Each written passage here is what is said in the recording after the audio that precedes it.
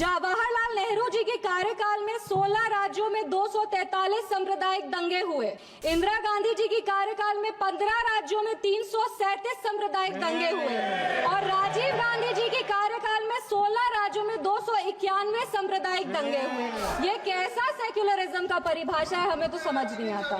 धन्यवाद सभापति महोदय, आपने इतने गंभीर विषय पर बात सुन लीजिए, इतने गंभीर विषय पर बोलने का अवसर दिया। प्लीज इस मौके पर हम आभार व्यक्त करेंगे हमारे पार्टी के राष्ट्रीय अध्यक्ष श्री चिराग पासवान जी का, क्योंकि दोनों तरफ से देख रहे हैं कि बहुत कद्दावर, बहुत सीनियर नेता संविधान के चर्चे पर बोल रहे हैं, पर एक पहली बार जीत कर आई हुई महिला युवा सांसद को संविधान के चर्चे पर बोलने का मौका दिया। इसके लिए हम हमारे राष्ट्रीय अध्यक्ष श्री चिराग पासवान जी के आभारी हैं।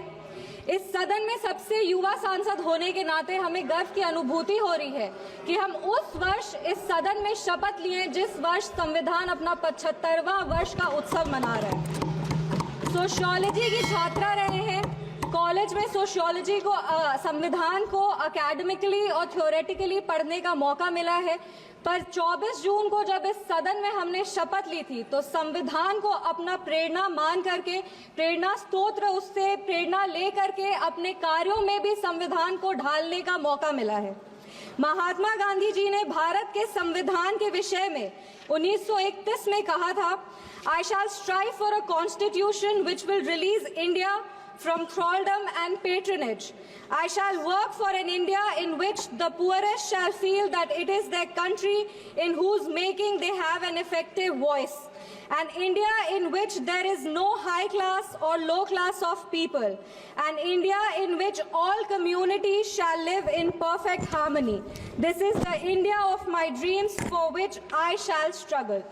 इस सदन में जब हम शपथ लिए थे, संविधान की शपथ लिए थे और सत्य निष्ठा से प्रतिज्ञान किए थे कि भारत की प्रभुता और अखंडता को अक्षुण्ण रखेंगे और कर्तव्यों का श्रद्धा पूर्वक निर्वहन करेंगे, पर हमारे विपक्ष के लोग हैं जो विदेशी तंत्रों से हाथ मिला करके बार बार भारत की प्रभुता और अखंडता पर चोट करते हैं।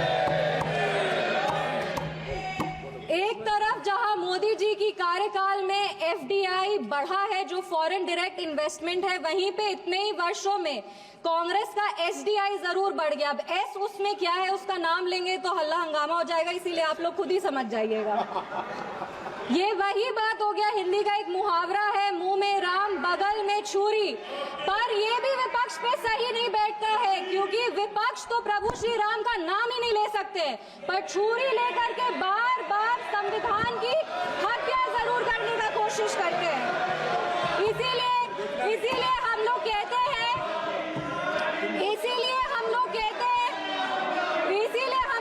हैं कि संविधान नेता के हाथ में नहीं, संविधान नेता के दिल में होना चाहिए। एक उदाहरण देते हैं, 2008 में इसी सदन में ट्रस्ट वोट के लिए कैश फॉर वोट स्कैम किया गया था और लोकतंत्र का गला घोटने का कोशिश किया गया था। आपातकाल इमरजेंसी में जिस तरह से संविधान का चीरहरण हुआ था वो हम सब ने देखा था, और हम तो बिहार की बेटी हैं।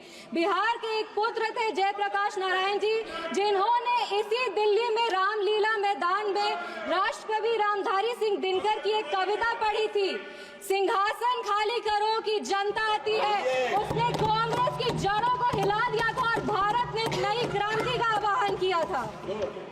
आज जब हम संविधान के 75वें वर्ष का उत्सव मना रहे हैं तो हम नमन करते हैं संविधान के निर्माता डॉक्टर बाबा साहब भीमराव अंबेडकर जी का, जिन्होंने अपनी पूरे जीवन की सीख को इस संविधान के निर्माण में लगा दिया।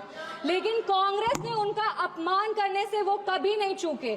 जिस संविधान सभा सेंट्रल हॉल में संविधान पे चर्चा हुई, संविधान लिखा गया, उस सेंट्रल हॉल में बाबा साहब की चित्र तक को इन्होंने लगने नहीं दिया। इनके कार्यकाल के 2 प्रधानमंत्री ने खुद भारत रत्न लिया सर मैम, लेकिन बाबा साहब को भारत रत्न नहीं देने दिया। मैं नमन करती हूँ उन सभी संविधान सभा के सदस्यों का जिन्होंने 2 साल 11 महीने और 17 दिन में इस संविधान को आकार दिया। बिहार के इस देश के पहले राष्ट्रपति और संविधान सभा के अध्यक्ष डॉक्टर राजेंद्र प्रसाद जी का और संविधान सभा के सबसे पहले अध्यक्ष सच्चिदानंद सिन्हा जी का, जिन्होंने मिल करके इस संविधान के निर्माण में अपनी पूरी जीवन लगा दी। संविधान, विपक्ष को कहना चाहेंगे कि संविधान सिर्फ आर्टिकल्स और प्रिंसिपल्स नहीं है, ये एक ग्रंथ है, ये आम आदमी का भरोसा है, ये आम आदमी की आस है, ये इस देश के नागरिक को वो महसूस कराता है कि वो स्वतंत्र है, सशक्त है और सुरक्षित भी है। इस संविधान की ताकत ही है कि आज इस 25 साल की युवा महिला सांसद इस सदन में महिलाओं की आवाज बनी है। ये संविधान की ताकत है कि इस देश के सबसे उच्च पद पर एक आदिवासी समुदाय की महिला विराजमान है। ये संविधान की ताकत है कि हमारे प्रधानमंत्री एक गरीब परिवार के सदस्य हैं और इस संविधान की ही ताकत है कि जननायक कर्पूरी ठाकुर जैसे व्यक्ति जो एक पिछड़े वर्ग से आते थे वो बिहार प्रदेश जैसे राज्य के मुख्यमंत्री बने। पर अब जब बिहार की बात कर रहे हैं तो हम जरूर इस सदन के संज्ञान में लाएंगे कि विपक्ष दल का एक शासन आया था जब बिहार में जंगल राज आ गया था। उस जंगल राज में हर वो कार्य हुआ, उस जंगल राज में हर वो कार्य हुआ जो संविधान का उल्लंघन था, संविधान के निर्माताओं के विचारों का उल्लंघन था। बिहार उस समय दंगों और अपहरण का गढ़ बन गया था। हम आभार व्यक्त करेंगे हमारे यशस्वी प्रधानमंत्री श्री नरेंद्र मोदी जी का, हमारे माननीय मुख्यमंत्री श्री नीतीश कुमार जी का और हमारे पार्टी के राष्ट्रीय अध्यक्ष श्री चिराग पासवान जी का, जिनके अथक प्रयासों की वजह से आज संविधान के उसूल बिहार में कायम है। विपक्ष के साथियों ने अपने भाषण में हमें आरक्षण विरोधी कहा, संविधान विरोधी कहा, हमें देश विरोधी कहा, लेकिन इन्हीं के 3 प्रधानमंत्रियों का जो वाक्य है वो इस सदन में हम पेश करना चाहेंगे।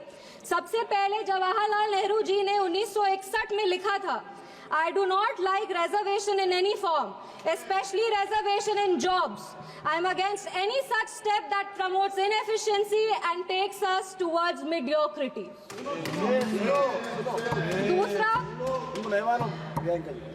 दूसरा इंदिरा गांधी जी ने, नीरज चौधरी जी की एक किताब थी हाउ प्राइम मिनिस्टर डिसाइड्स, उसमें उन्होंने कहा था अपने तब के लॉ मिनिस्टर शिव शंकर जी को कि एक ऐसा ATR तैयार कीजिए कि सांप भी मर जाए और लाठी भी न टूटे। ये मंडल कमीशन के रिपोर्ट पे उन्होंने कहा था। तीसरी राजीव गांधी जी ने